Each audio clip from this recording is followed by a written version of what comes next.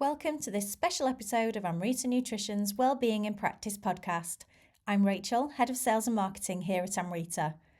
Today, we're turning the tables and featuring Tanya Borowski as our guest. As our Head of Education and a highly respected industry figure, Tanya is known and loved for her expertise in women's health. Thanks for joining us, and let's get started. So, thanks for joining us, Tanya. It's quite an odd thing to do, isn't it, to be interviewed on a podcast that I host? So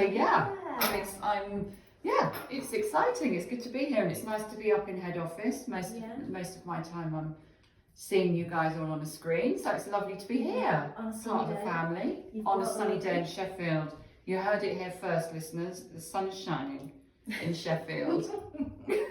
Unusual. Yeah, it is. Yeah. I think you brought the sun with you. I did. You did, with your sunny disposition. Oh. Right, so let's kick things off with your journey into healthcare. Okay.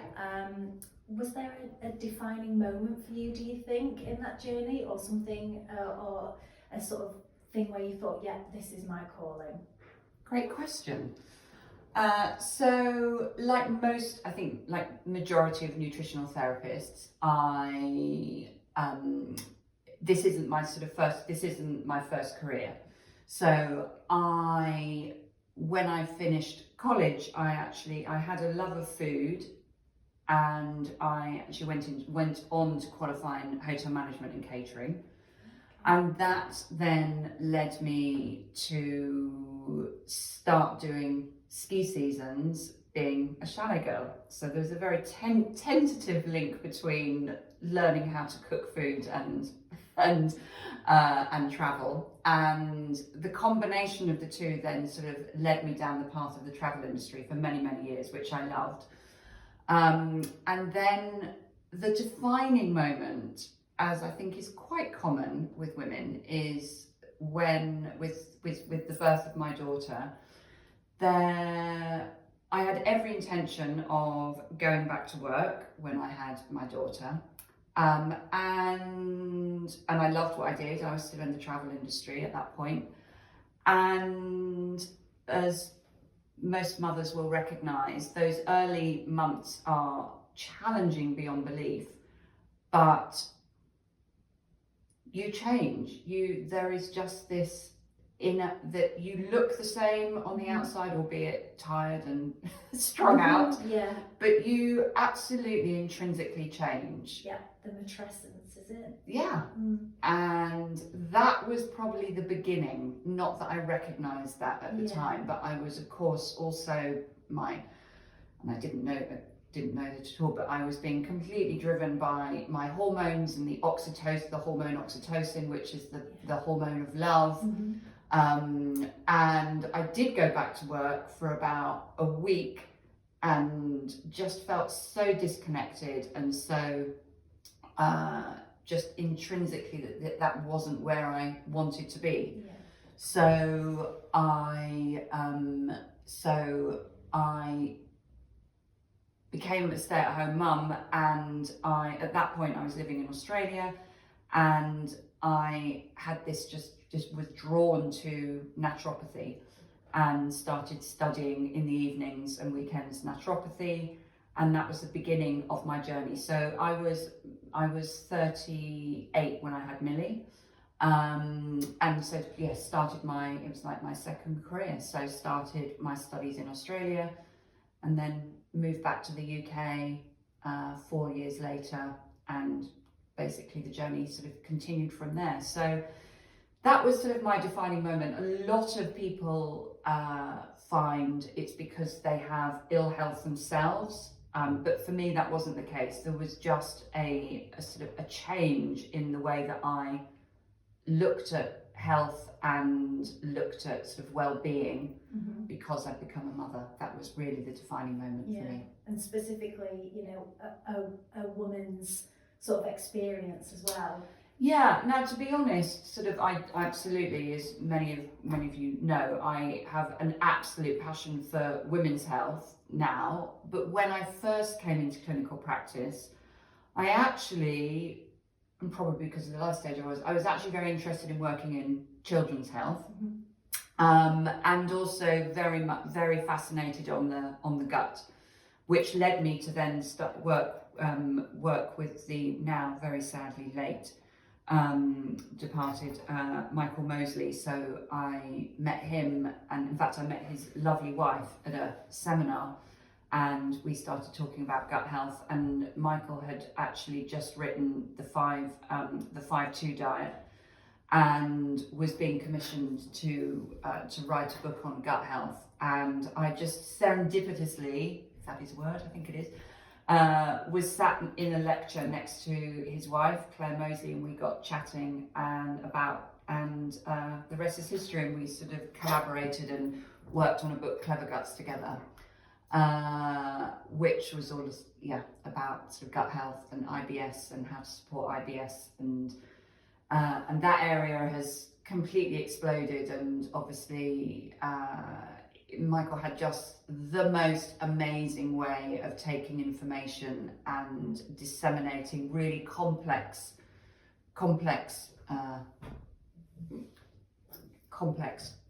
subjects, and being able to disseminate that so that the average man, woman on the street could understand and be able to make something relevant. And there was always, in fact, his catchphrase was just one thing, of what you can do that's just one thing to improve your health. So that was a really another interesting journey. And then I think really, as I then navigated into perimenopause, which again at the time I didn't know, just knew that things were beginning to change, that moved my interest into women's health. And that has been an ongoing, and is an ongoing journey of passion and interest, and of being able to sort of champion women and women's voices, which is what is being celebrated at every year at International Women's Day. Yeah, well, we're recording this just with International Women's Day around the corner. We are. So what does that day mean to you? It does really mean, it means empowerment and having the voice, and within that empowerment, being able to speak our truth. And there is this, absolutely, we are so fortunate that we are in a generation that is moving far quicker, but we are up against sort of decades and decades of a very sort of patriarchal society, and and there is probably no other area that is more embedded with that than the medical situation. I mean, Harvard Medical School didn't even accept women until sort of the 1950s, which is unbelievable. And that, so International Women's Day really is about empowerment, but finding the strength and voice to be able to speak one's truth. And the sort of the disparity in the area of medicine for women's health is still astounding. It's absolutely astounding to me that the lack of funds globally are 50% that are allocated to women's conditions that are solely related to women, account for 50% less than the money that goes into research for men. And I feel that that's despicable. It absolutely is, drug testing, things like that as well. They just don't get tested on women because there's too much fluctuation with the hormones. Which just makes just no sense to me whatsoever. Yeah. So conditions like endometriosis, PCOS, the list is any sort of vulvodynia, any sort of what comes under the umbrella of chronic pelvic pain. And in fact, we were at a lecture together this weekend. Hypothyroidism, or a very common sister, if you like, of the diagnosis of hypothyroidism, is Hashimoto's autoimmune disease. And all of these, and that condition itself has a much larger affinity for women. And the diagnosis, the time taken to diagnose can take up to 10 years. And until the level of funding reaches a place of equality, that will continue to shine through. So until we level up that disparity, so for generations to come, we need to pioneer that. And I very much see, in a tiny way, my role within the integrative health space as really being able to, through education, really helping to empower women, both so clients and practitioners, to be able to, because once you have knowledge, that provides a level of power, right? Yeah. Knowledge is power. Yeah. Absolutely. And education is obviously a key area of focus Yes. for you. And looking at the grassroots level, specifically, around schools and things like that, do you think we're getting it right when it comes to teaching about women's health? Or do you reckon we're hitting the mark? Well, having a daughter myself, and your daughter's really tiny. Yeah. So you have 3 and 8, 9. Yeah. So health is the way that health is taught in schools. Is it still? It's still centered around sex education. Yeah. Right. So, and within that, so it's basically young girls and boys are talked about contraception, about avoiding pregnancy. They're not taught about the menstrual cycle. And this is really important for young boys to understand this as well, so they can understand what their sisters are going through, what their cousins are experiencing, and their mums, but their peers, but they don't, to be able to, we need to view the menstrual cycle through a completely different lens. And all the while it's taught in a very clinical way. Yeah. It instills fear, because it instills fear, and it's all around contraception. And I don't view that as a lens that is not engendering fear. Yeah. And also, as importantly, there is no conversation around the many health benefits of having a regular, what's called ovulatory, but a regular menstrual cycle. It's important for bone density. We reach our peak bone mass at around 20, and a massive way that facilitates that for women is having regular menstrual cycles. But it's taught in a very, if you're having heavy periods, then you can go and speak to your GP and you can go on the pill. It's the go-to. It's the go-to. Whereas if it was framed in, these are all the benefits of the menstrual cycle, then right from the get-go, then it's a whole other conversation. Yeah. So no, I don't feel we're getting that right. And it probably comes back to the way teachers were taught. It's about sex education. In a way, that's a whole different landscape and a different conversation. This should be about engaging, and that our young, that our teens and our tweens are interested and engaged in this, and not feeling that it's a burden, which I think it is still very much perceived as that and not a strength. Yeah, and like you say, it's delivered by the teachers. It's not delivered by, somebody who qualifies in that area. Yeah. It's like, okay, we have to discuss this subject. I have to deliver it as part of my PCSHE, whatever.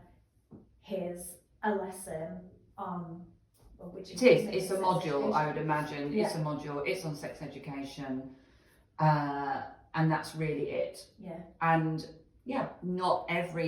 certainly not every home or environment from where a child has come from, is it a safe environment to learn and to ask open questions. Not everybody, certainly far from it, does everybody have that privilege or that safety to be able to have that dialogue. So I think we're a long, long way from that. And then I see that sort of education within, you take that on another strand, so education within the field of what we do in terms of being able to give healthcare practitioners, again, the institutions and the colleges, the education there is very, very varied. Yeah. And also around different life stages. So the life stages of perimenopause and menopause have become much more prevalent in the last 6 years, 7 years. It's not quite a decade, where it's become much more out in the open. You can't open a newspaper really without seeing the word menopause, which is fantastic. But within that narrative, the pendulum swings back and forth. And actually, I find it's very, very interesting to me, observing this, that HRT and menopause has actually become quite a feminist type of conversation. And I see it as it's quite derailing, because actually it's a bit of a them and us, those that are pro HRT and those that are perceived to be aren't. But there is a massive, massive middle ground of it can be part of a tool in a kit bag, but never is medication or a singular supplement. Health is just not like that. It is multifactorial, and it is about drawing in the aspects from each individual. So I like to try and position myself in a place of reason, so that I can hope to deliver as many sides of the coin as possible within a thought through process to provide that space. And that's what I like to try and do for Amrita and with my own space. You've touched on the pill and HRT as well. And there is a lot of confusion surrounding women's health, and there is. It seems to be that topic is a minefield of conflicting information, especially when it comes from everything from the pill to HRT, and it's like everyone's got an opinion on it. And so what's your take on, like you say, it's in the press, it's a hot button issue. It is a hot button issue. I like that expression. I have a very evolutionary perspective on different life stages of womanhood. And so if we start at the beginning of that, when women are first offered, or if you like, introduced hormone therapy, which is in the form of the pill. And that is offered for many reasons other than contraception. So the pill as a contraception is effective, but it does have side effects depending on which combination is prescribed. But there was a very significant, I can't remember the exact name of it, but there was a very, very large Danish study, quite recent, that showed absolutely categorically that historically, if young women had been on the pill, I think even for 2 years, then the long-term mental effects that had was shown to be that they were much, much significantly more prone to depression. That is a well-respected paper. Now, of course, it is absolutely every woman's right if they want to choose to use that as the contraceptive, but where I draw issue with it is that that young women are not given informed consent, so the time is in general not taken to explain what the actions of the pill are, even though it contains synthetic estrogen and synthetic form of progesterone as a progestin. It doesn't replicate, and doesn't substitute what the body's own natural endogenous production of that does. So it's switching off, if you like, the communication between the brain and the ovaries. So that can be that conversation that needs to be informed of what the potential knock-on effects of that are. So that's informed consent. And of course, there are other viable options for contraception. People will love hearing this. I'm a big fan of the condom. I think it's, but there are other options like the copper coil, etc., which is not hormonal. So that's a big component. Then as we transition through different life stages, so conditions where women are also offered the pill, so it can be very helpful in conditions like for endometriosis, like what's called a progesterone or progestin only, which helps really which prevents ovulation, so you're stopping the bleed, which is very helpful. But you're not uncovering the actual root cause. You're not working truly holistically, because endometriosis, there are many, many reasons why, and it's not just about that there are lesions that are over prolific. There are many, many reasons why a woman will present with endometriosis. And the same with PCOS. I've heard that women are prescribed the pill for PCOS to, quote, kickstart or regulate their cycle. I mean, that is just a complete misnomer. The pill can't do that. It stops periods, it doesn't regulate periods.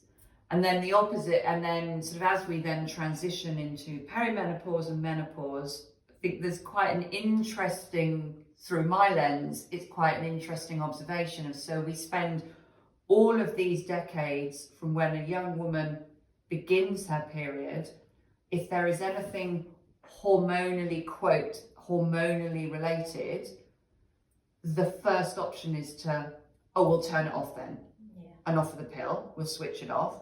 As soon as a woman then enters perimenopause and graduates to menopause, the response is, we'll replace them. Yeah. It just seems like we're going at this, it just seems like, that sounds very simplistic, but that in essence is what we're doing. So this is our approach. Anything to do with women's health and hormones, pre-perimenopause, we turn it off. Then the answer, perimenopause and beyond, or we'll turn it back on and we'll offer hormone replacement therapy. And we're going at this with an incredibly blunt instrument. So my approach, it's a very long-winded way of answering the question, is much more viewing, let's try and replicate the evolutionary cycle of how a woman is supposed to transition through life. And that is my approach. And that's my teaching. Here endeth the lesson.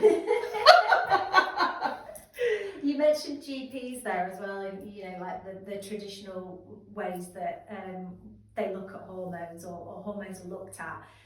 So do you think that GPs need to up their game when it comes to women's health training? Is there more specific training required around women's I really think, yes. From my observation and what I hear from clients coming to see me in clinic and practitioners that we get on helplines here at Amrita and in my mentoring group, is that GP training, there is a minimal amount, and let's face it, women's anatomy and physiology, we're not little men, right? We're not little men. So women's anatomy and physiology is incredibly complex. It's much more complex to actually go through a menstrual cycle for 3 decades.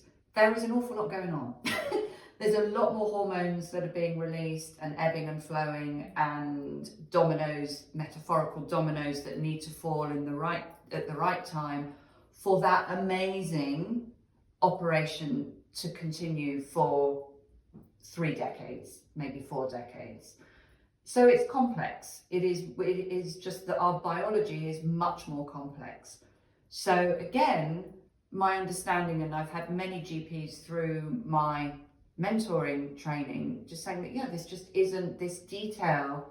Again, it's like it's taught at schools, it's taught as reproductive health, but it's not so. But these female specific conditions are just not, they're not taught how to view that, and therefore then create a correct treatment plan approach, because the GP training is about what's the pill to fix that, right? Because that's great for acute care, but for this isn't the conditions that we're talking about: PCOS, endometriosis, life stage transitions, PMS, PMDD, perimenopause, menopause.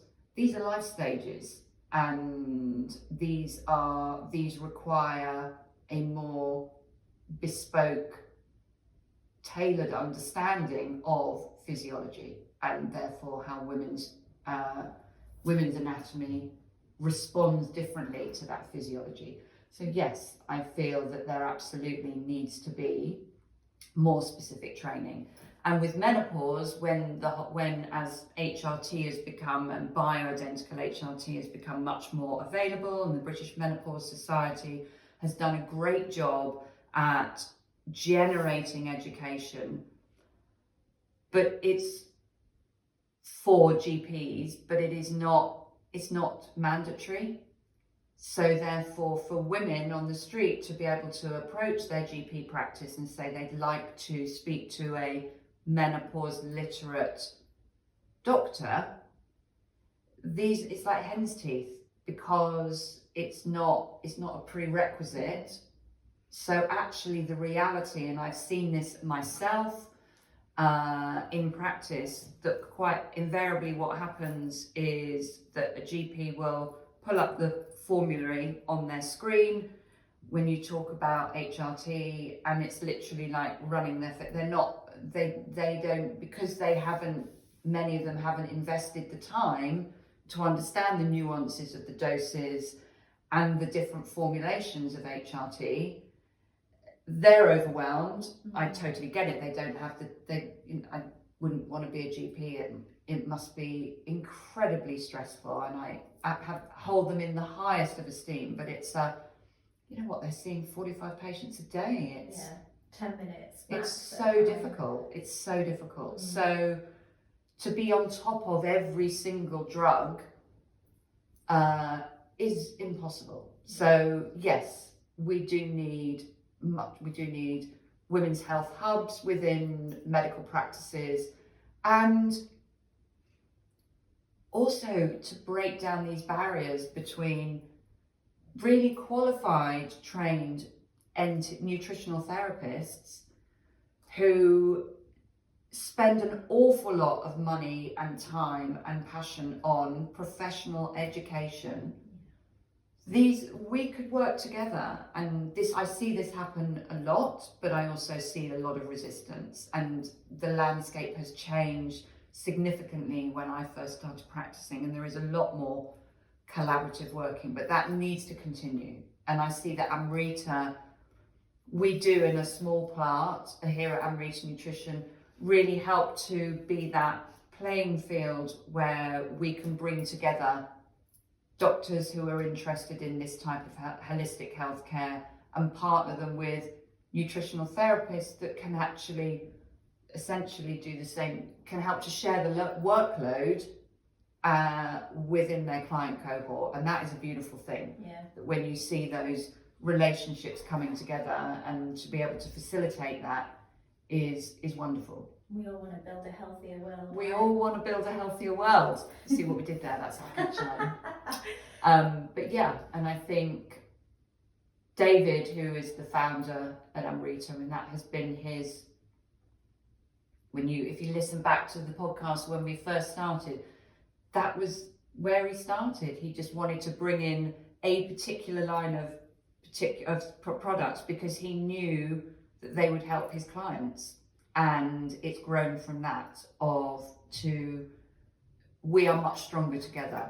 And I think specifically around women's healthcare, the more that we can collaborate with other modalities for the better of the client without stepping outside of our boundaries, then that's a beautiful thing.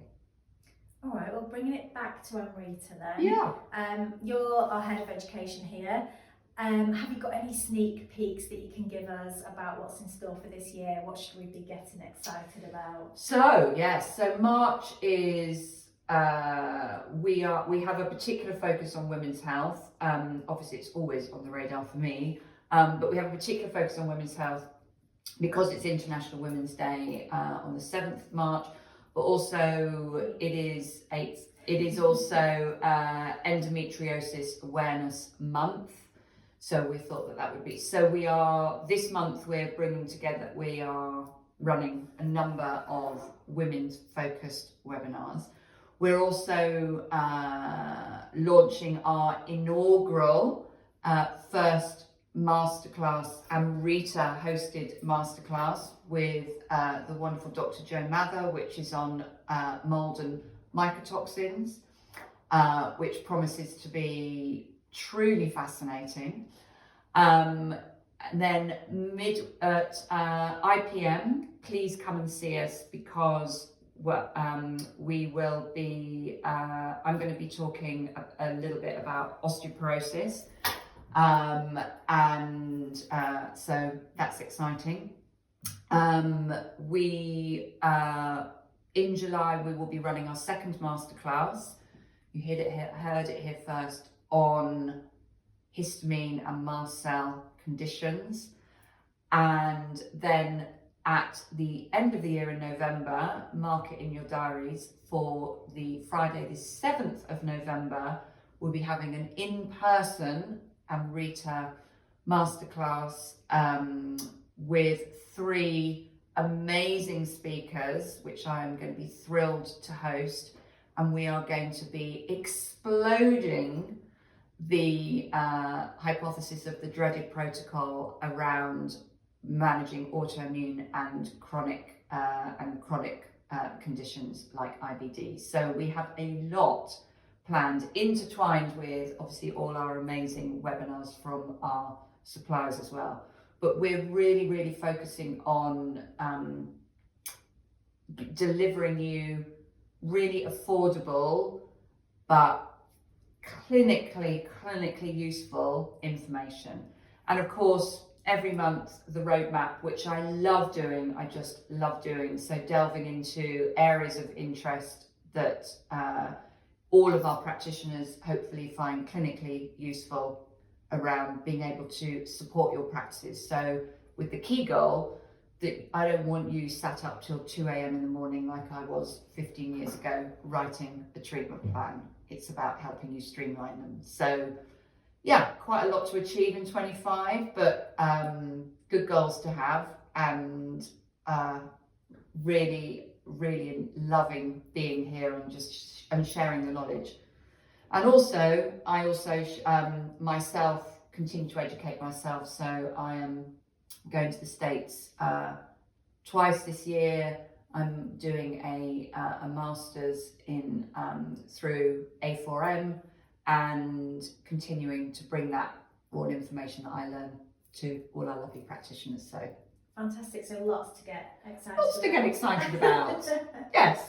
Well, thank you very much. You're welcome. Thank you for being such a great interviewer. You are more than welcome. But yeah, I don't want you nicking my job hosting the podcast. Don't worry. Don't worry, it's all yours. Cut. The end.